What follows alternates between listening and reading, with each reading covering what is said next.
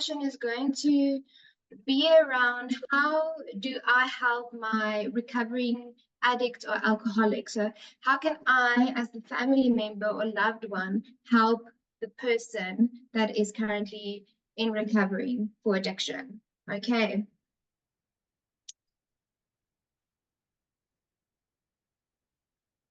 Okay, so firstly, I would just like to acknowledge that living with an addict can be incredibly challenging. Often it results in a strained relationship, false hopes of the rehab as a quick fix, and the understanding that recovery is a lifelong journey. So when we think about strained relationships, living with someone that's very close to you that is an addict, the relationship is often characterized by distrust or resentment, or there's communication breakdowns. Addictive behavior can cause emotional turmoil within the family, leading to arguments, conflicts, and feelings of isolation. Secondly, there's often this misconception that rehab or treatment will magically cure the addiction and solve all associated problems. While treatment can be an essential step in the recovery process, it is not a quick fix, and it is important to note that relapse is common. And then lastly, recovery is a lifelong process. It's a lifelong journey. Recovery from an addiction, as I just mentioned, is a lifelong process that requires ongoing efforts, commitment, and support. It's not just a one-time event, but rather this journey of personal growth and healing and self-discovery. So by saying that this topic of tonight can be quite a sensitive topic, because as I just mentioned, there's strained relationships. Loved ones we have this hope that rehab is going to fix everything, and hoping it's just a one-time off thing and things will be better. However, I do encourage that you, as the family members or the loved ones, try to support your loved ones in rehab or in the recovery process, although it might be hard. So tonight I'm going to share a few ways and recommendations that you can apply when it comes to supporting your loved one.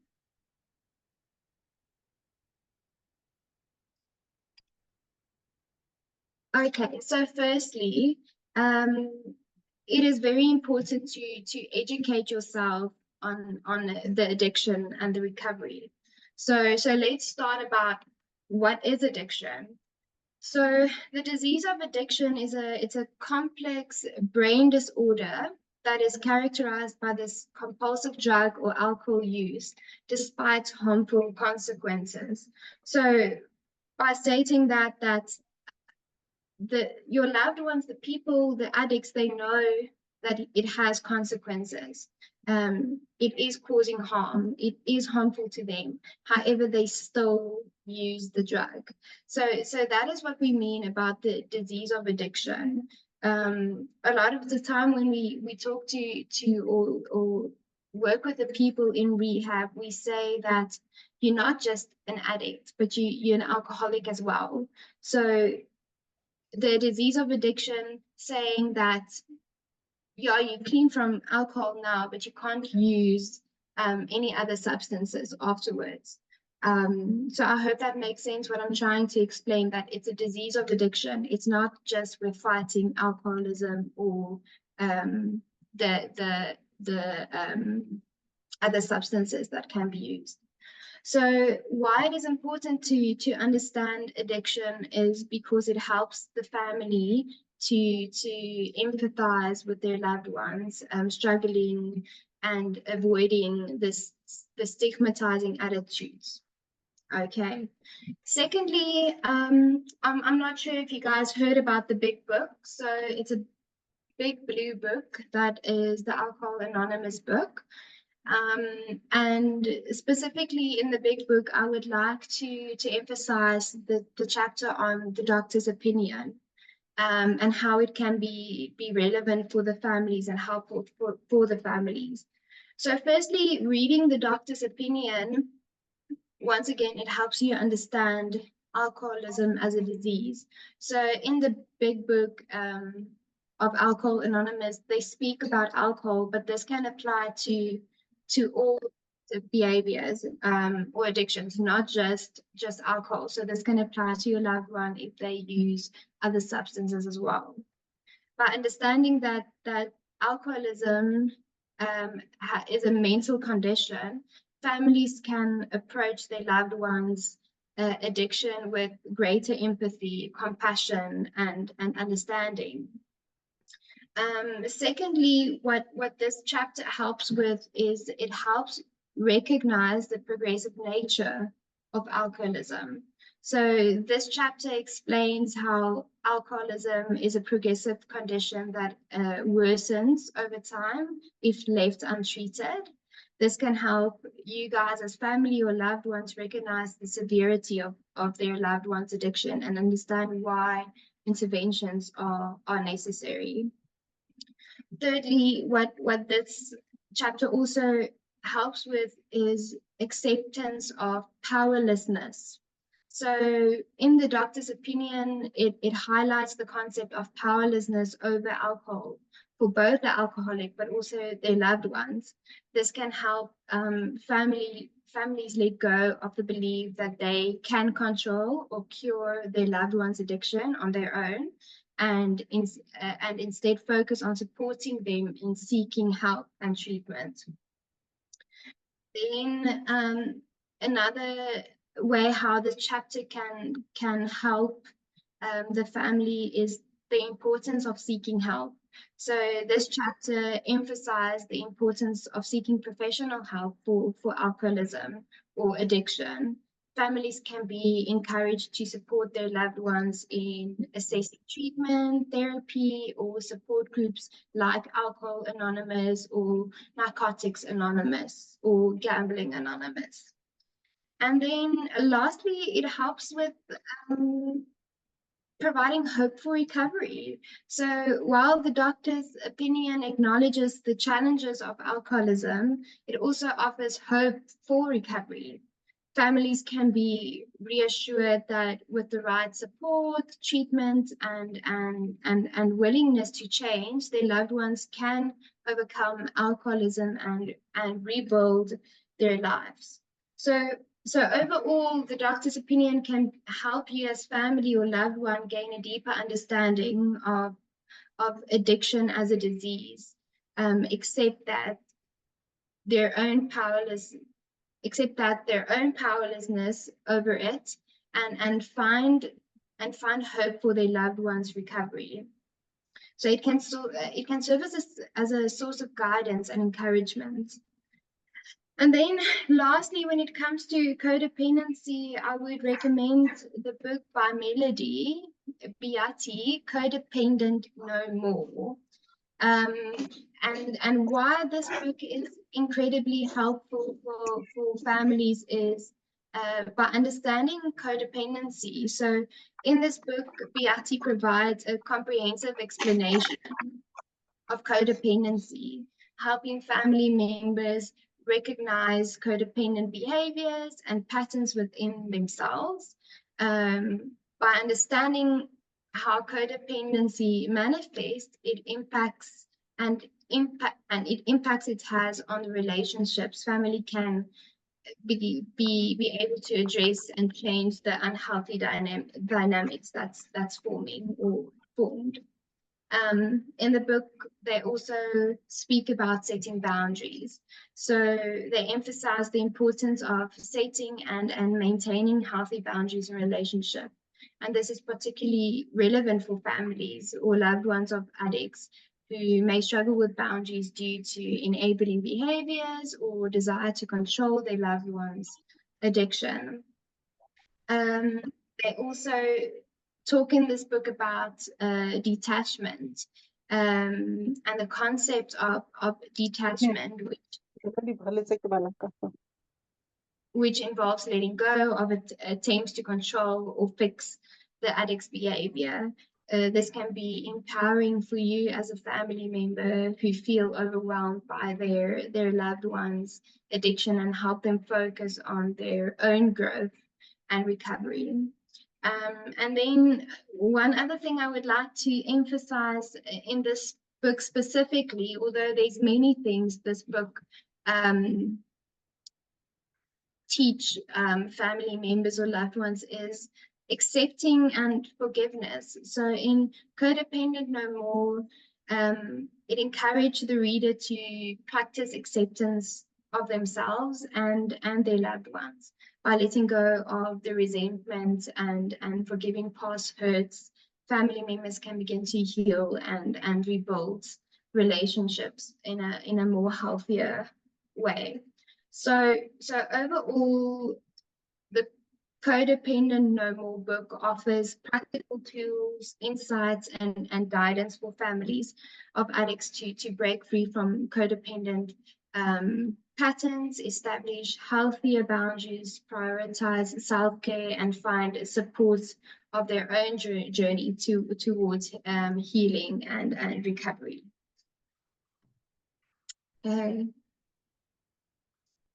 So you see, I asked the question, what does treatment look like? So it's very important and actually crucial for families to know the treatment plan and how the treatment plan looked for their loved ones in rehab for several reasons, actually.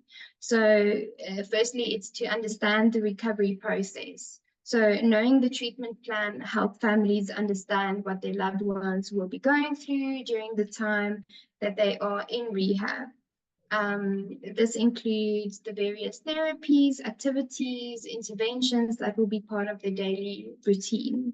By understanding that structure of the program can alleviate anxiety and uncertainty about what to expect. By knowing how the treatment plan looks, also help support the recovery journey. So when the family is involved, and support can significantly impact the success of a loved one's recovery. By understanding the treatment plan, the family can offer informed encouragement and assistance that can reinforce the skills and strategies that were learned in rehab, provide emotional support during challenging times, and help implement healthy habits and a routine for when their loved ones do return home. It also helps with addressing concerns and expectations. So families may have specific concerns and expectations regarding their loved one's treatment. Knowing the details of the treatment plan allow families to address these concerns and discuss any questions or uncertainties with the rehab staff. So with the counselors of your loved one, if they are still currently in rehab. This open communication can help build trust and collaboration between the families and the treatment team. And then it also helps with preparing for transition. So understanding the treatment plan can help you as a family or loved one prepare for the transition, such as at the end of their residential treatment or rehab or secondary care, when they have to come back home or to go to a lower level of care. Families can work with the treatment team to develop a plan for ongoing support, aftercare services, relapse prevention strategies to help their loved ones maintain sobriety and continue their recovery journey post-rehab.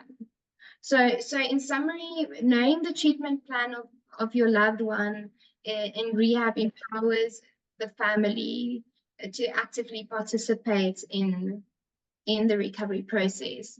It provides support, address concerns, prepare for transitions, and promote healing for both the individual in treatment, but also the families in a whole.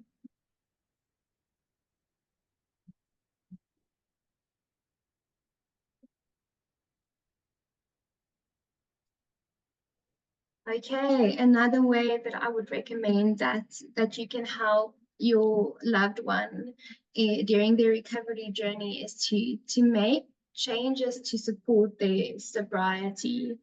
So changes that I would recommend and why it is important is because establishing the supporting home environment do create a safe and maybe a drug-free space at home, free from triggers and temptations.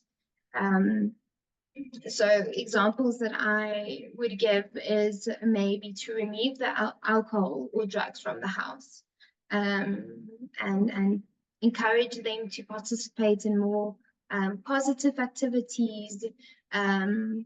Maybe avoid social gatherings where you know there will be substance use or abuse. And then encourage your loved one to build relationship with sober friends.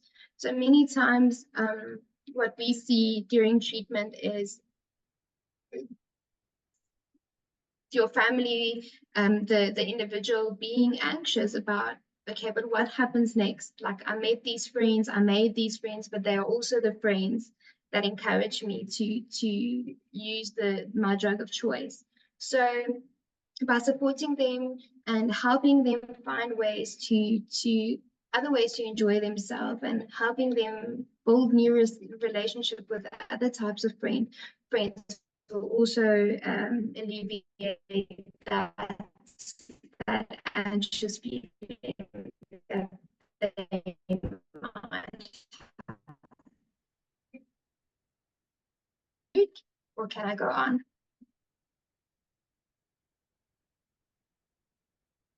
Okay. Can we quickly go on back, please? Thank you. So this ties in with the previous slide where we spoke about making changes in the house to support sobriety, is to also encourage your loved one and promote healthy lifestyle changes. So by promoting healthy lifestyle changes, after your loved one has been in rehab is important for numerous reasons. So firstly, it is to support long-term recovery. So healthy lifestyle changes such as regular exercise, balanced nutrition, adequate sleep and stress management, support overall their well-being can help them significantly and contribute significantly to their long-term recovery. These behaviors promote physical health, mental clarity, emotional stability, and resilience, all of which are essential for maintaining sobriety at the end of the day. Also helps address the underlying co-occurs with other. Sorry, you are breaking up. Okay. Yeah, voice is distorted. So please check your connection. Okay. It seems fine on my side.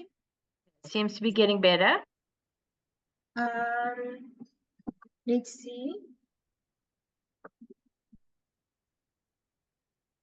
It seems to be fine on my side. How does it sound, Cheryl? Sounding Can you hear better. me?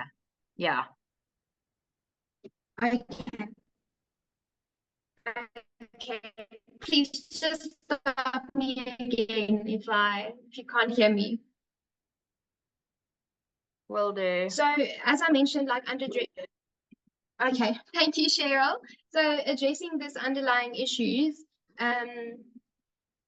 so as I just mentioned, so substance abuse often co-occurs with other health problems or imbalances, such as poor nutrition, lack of exercise, untreated health issues. So by promoting healthy lifestyle changes, families can address these underlying issues and provide a more holistic support for their loved ones' recovery at the end of the day.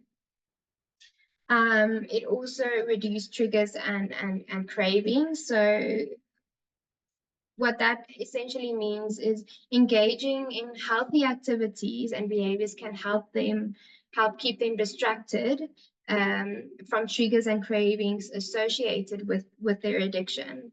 Exercise in particular has been shown to release endorphins and reduce stress, anxiety, and depression, all of which can be triggers for relapse. Okay, then we go to relapse destructive habits. So encouraging a healthy lifestyle change provides positive alternatives to the destructive habits and behaviors associated with addiction. Instead of turning to drugs or alcohol to cope with stress or boredom, your loved one can lean to rely on healthier coping mechanisms and activities.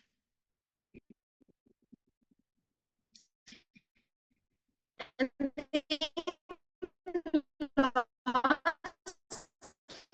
it helps strengthen relationships. So engaging in health and create positive shared experience, cooking meals together, activities, promoting healthy lifestyle changes, fosters the connection and support within the unit.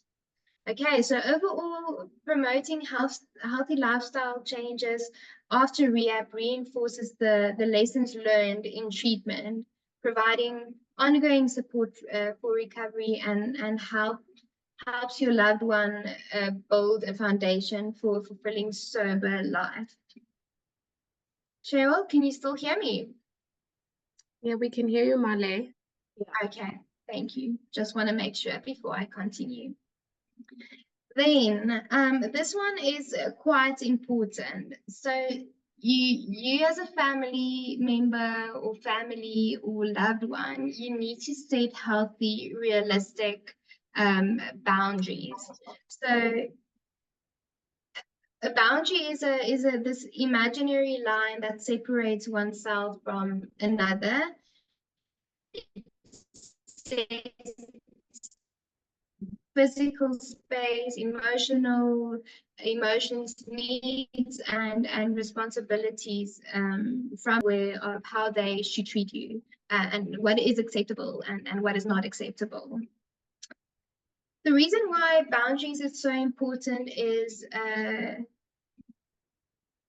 you need to set these boundaries with your loved one to protect yourself and to maintain your own well-being.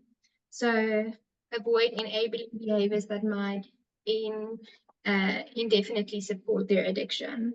So for example, refuse to lend them money or set the boundary to not lend them money to cover up their mistakes or bail them out of consequences related to their addiction.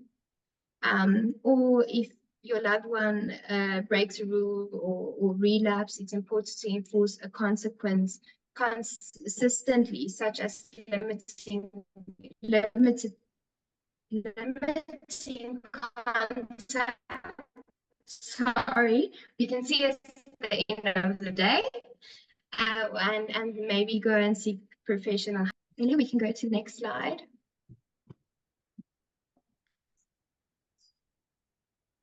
Okay, then encouraging them to follow all treatment recommendations. So encourage your loved one to seek professional help and participate in treatment programs, their therapy or support groups offer to help them research treatment options and accompany them to appointments if needed.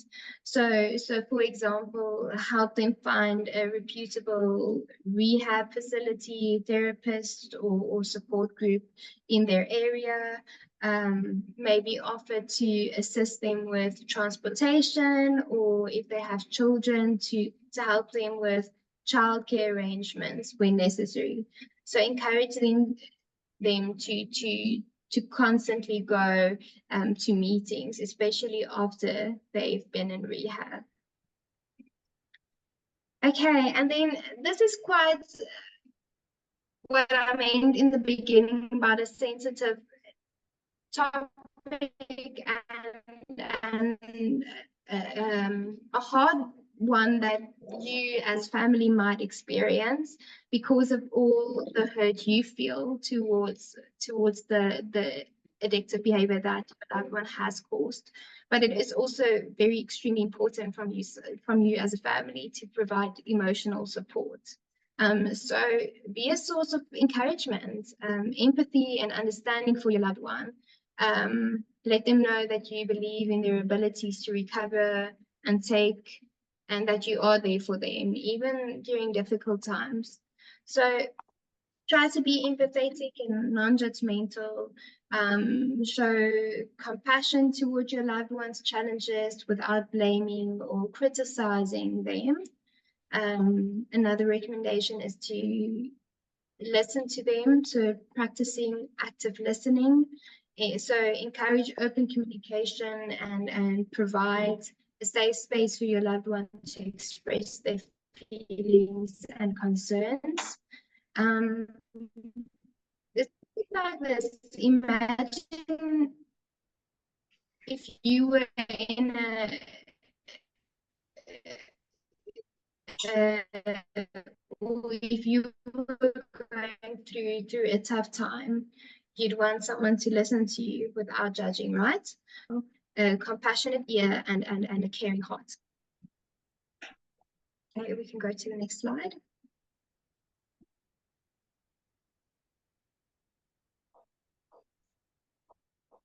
Okay, and then lastly, this is more for you guys, but this whole support that you need to provide to your family member can be quite draining, and it can become a full-time job. So self-care is highly critical and extremely important. So by practicing self-care is crucial for you as a family member to maintain your own well-being and effectively support your loved one.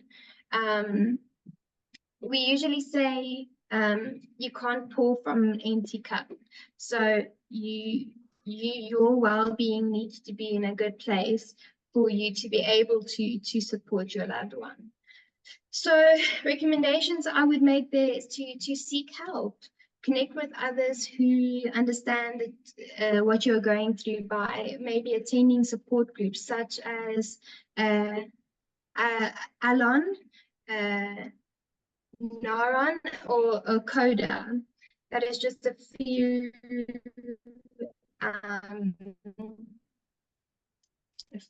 support groups I would mention. Sharing experiences, receiving immensely helpful. Alateen and Alachat is also other support groups that can be helpful, but since COVID, a lot of these groups have closed down. So I would recommend that you just go onto Alcoholic Anonymous website to see what support groups are currently active.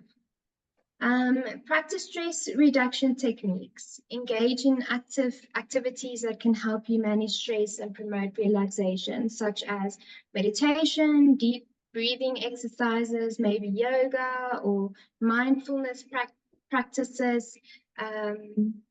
Taking time for self-reflection or self-soothing activities can help you cope with the challenges of living with an addict. Maintain healthy boundaries. Once again, boundaries play a very big role. So recognizing the importance of maintaining boundaries in all areas of your life, not just when it comes to your loved one you need to support, or struggling with addiction. So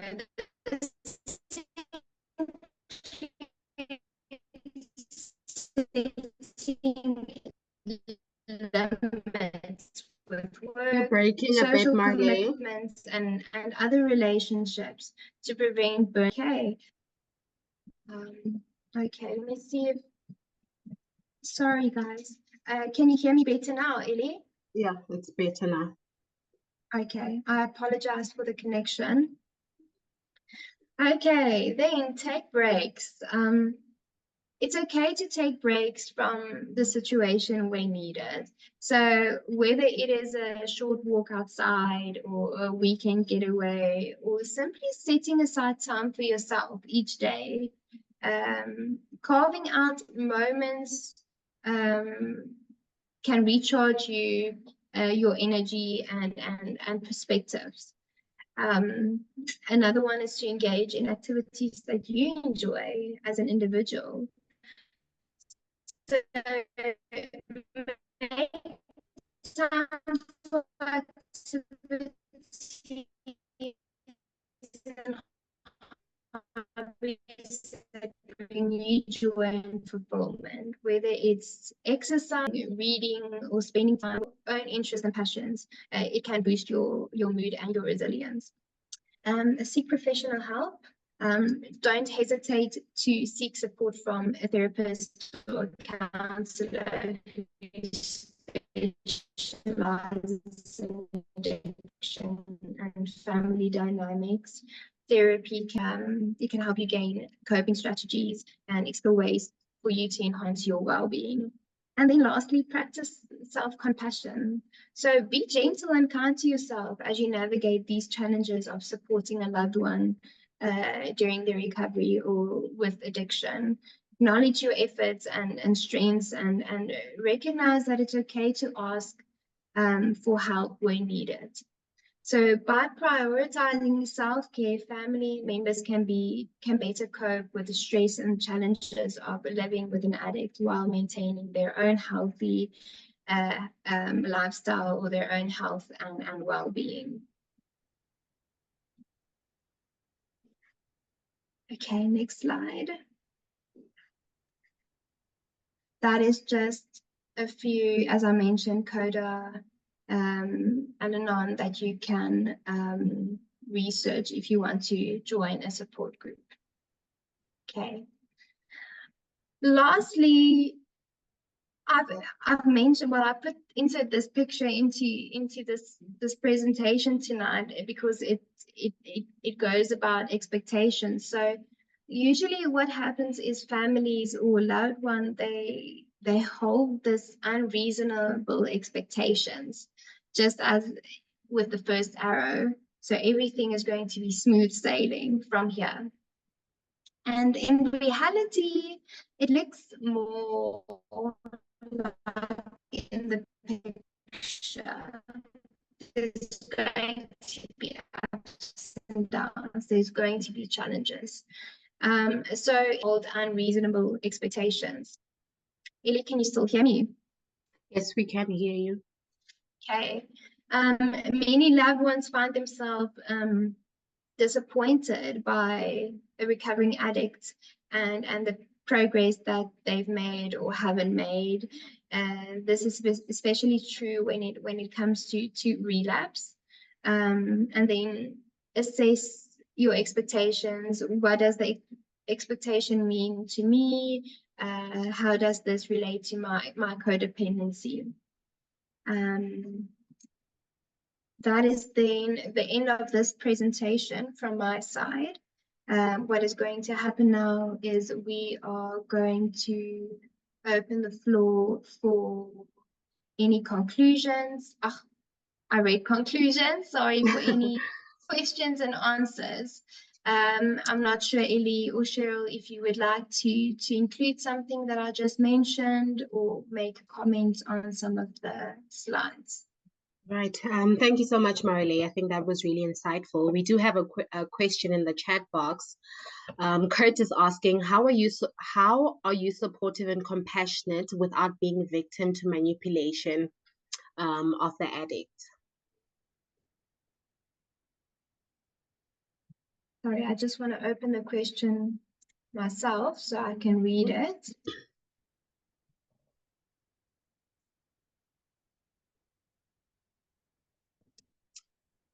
Yeah, so I think he's asking, how can you support,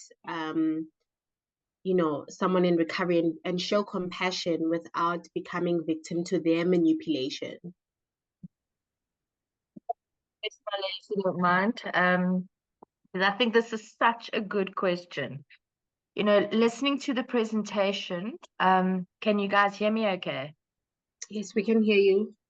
Okay, listening to the presentation, and we talk about in our industry, we talk about unconditional positive regard. And what does that mean? That means that we treat your loved ones with unconditional positive communication, respect, and yet they still try and manipulate us. And they will definitely try and manipulate you.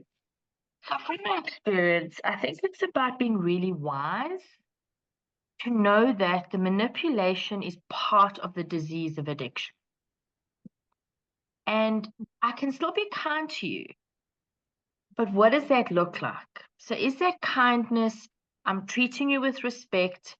I'm setting healthy boundaries, and then you ask me for 50 Rand, and I say no, then you throw your toys out the cot.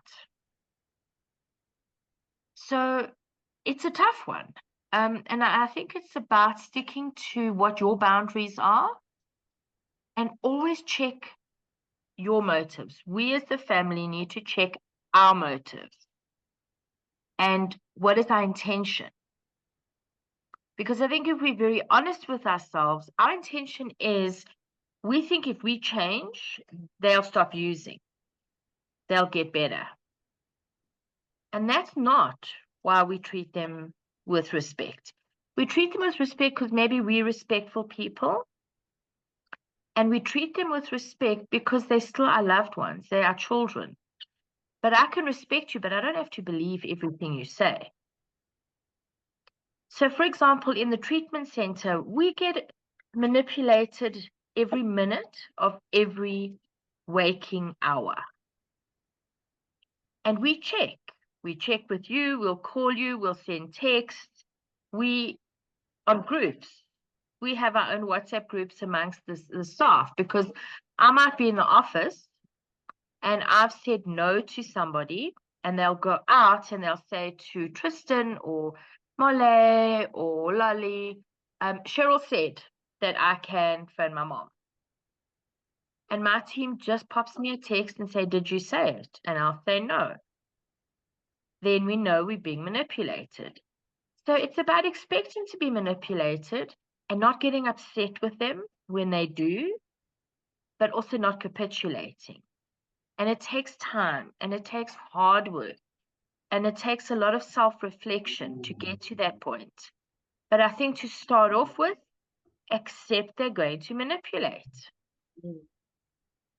They don't hate you. It's not about us. That's what the disease of addiction is made up from. Lying, deception, manipulation, easy, quick fix, easy route, cutting corners, making their life comfortable. So I think that's a great question, but not that easy to answer. Marlé, I don't know if you really want to say something. Absolutely.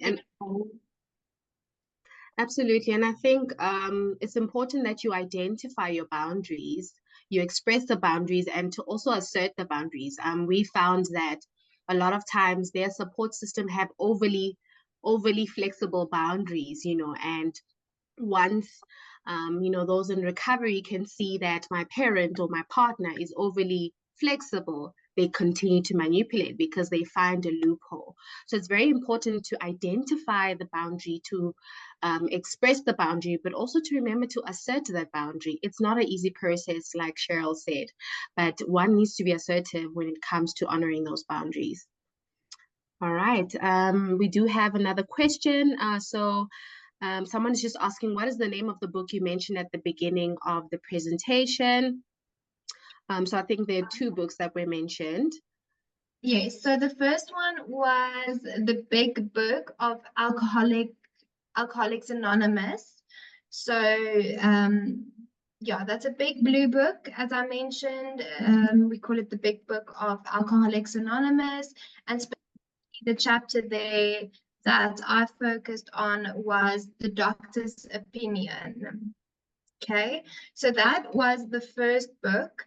And then the second book that I spoke to was Melody Beatty's Codependent No More book.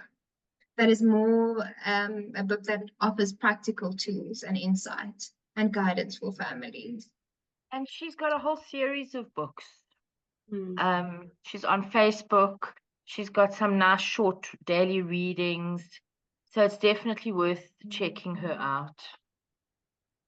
Yeah, absolutely. I mean, still on the topic of boundaries, Kurt is asking, what are the realistic consequences to boundaries?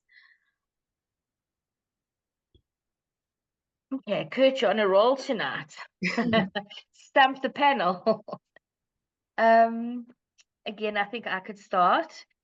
I think it depends on where you're at with your own particular loved one. Boundaries shouldn't be, remember there's a difference between a boundary and a rule.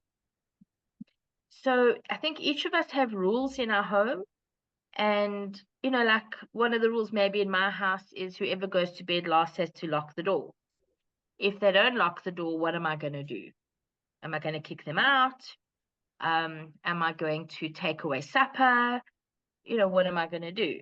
So generally speaking, for those kind of rules, we'll say, you know what, you live in this home, you need to participate, lock the door. And if it keeps happening, then I have to set some consequences.